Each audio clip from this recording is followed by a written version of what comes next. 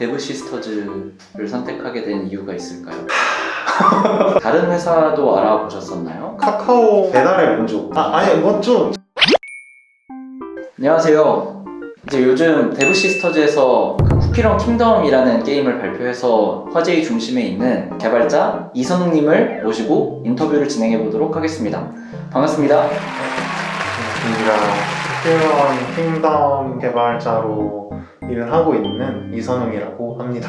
어떤 일을 하고 계신가요? 자세하게 어떤 일을 하는지는 말씀드릴 수 없지만 쿠키런 킹덤이라는 게임을 완성하기 위해서 프로그래머 정도로 생각해 주시면, 그러면 그 쿠키런 킹덤 게임에 대해서 소개를 부탁드릴게요. 쿠키런 이제 오븐 브레이크나 이런 쿠키런 쿠키들이 달려서 이제 젤리 먹고 하는 그 게임은 아마 많이들 아실 것 같은데, 네. 쿠키가 마녀의 오븐을 실제로 탈출한 이후에 왕국을 건설하면서 모험을 하면서 막 애들 때려 부시고 막 이런 느낌으로 진행되는 스토리의 게임입니다.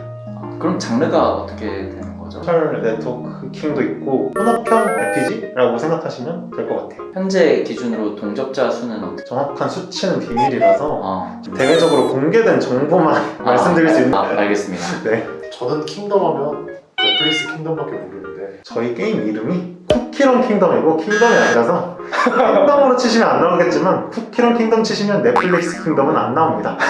네네. 데브시스터즈는 어떻게 해서 들어가게 되셨나요? 제가 사실 지금 군 복무 중이고, 제가 석사를 전공을 하고 이제 석사 학위를 딴 후에 이제 전문연구위원이라는 조직으로 군복무를 대체복무를 할 수가 있어요. 이제 대체복무 중인 거고, 데브시스터즈가 대체복무가 가능한 업체 중에 하나였기 때문에 군 복무를 데브시스터즈에서 대신하고 있습니다. 군대 대신에 네. 데브시스터즈에서 지금 일을 하면서 대체를 하고 계시다는 건가요? 네네, 군 복무를 데브시스터즈에서 일하는 걸로 대체하고 있는 거죠. 전문연구요원? 그 제도에 대해서 좀 더 자세히 설명해 주실 수 있나요?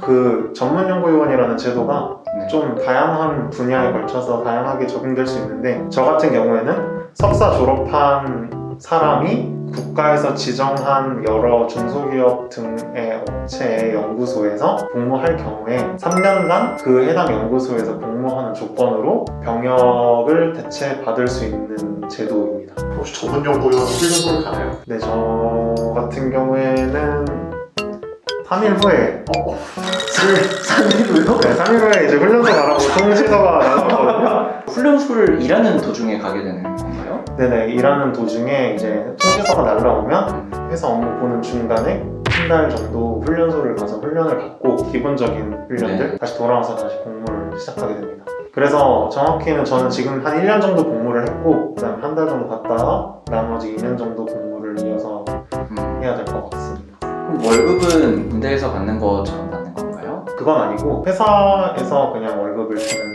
방식이에요.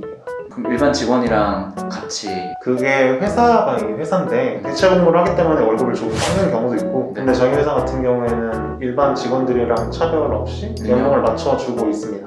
그럼 혹시 이등병의 월급보다 혹시 몇 배 더 받는다? 뭐 몇천 % 정도는 더 받지 않을까. 확실히 가능하면 전문연구요원으로 그쵸?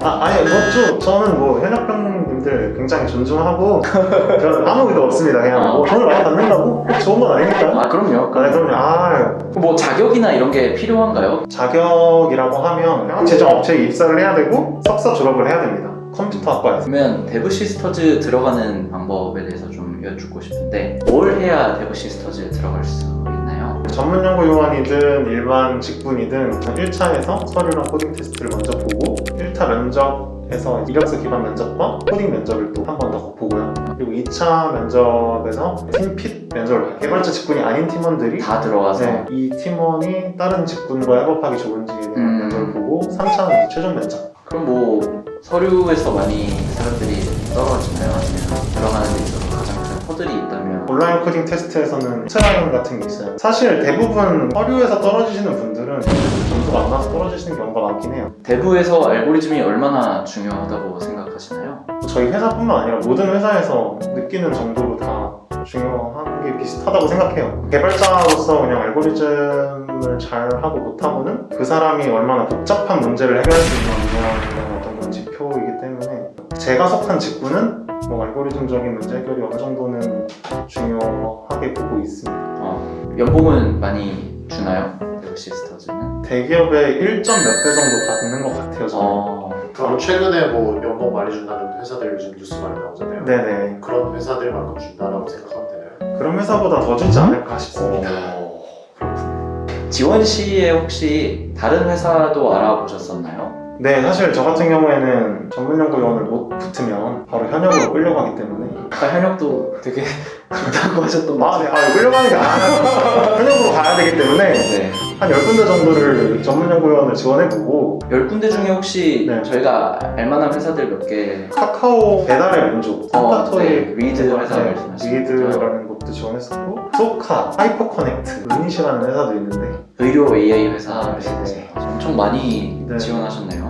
그 중에 데브 시스터즈를 선택하게 된 이유가 있을까요? 새로운 분야에서 또 많은 것들을 경험해보고 배울 수 있겠다는 생각이 들어서 지원하게 됐고 그리고 게임을 좋아하는 것도 조금 있었고 그렇군요. 네. 그럼 처음부터 킹덤 팀으로 가게 되신 건가요? 두 가지 직군으로 봤는데 자세한 직무에 대한 얘기는 할 수 없기 때문에 이 정도로 하겠습니다. 네, 알겠습니다. 네. 데브 시스터즈 개발자들은 어떤 일을 하나요?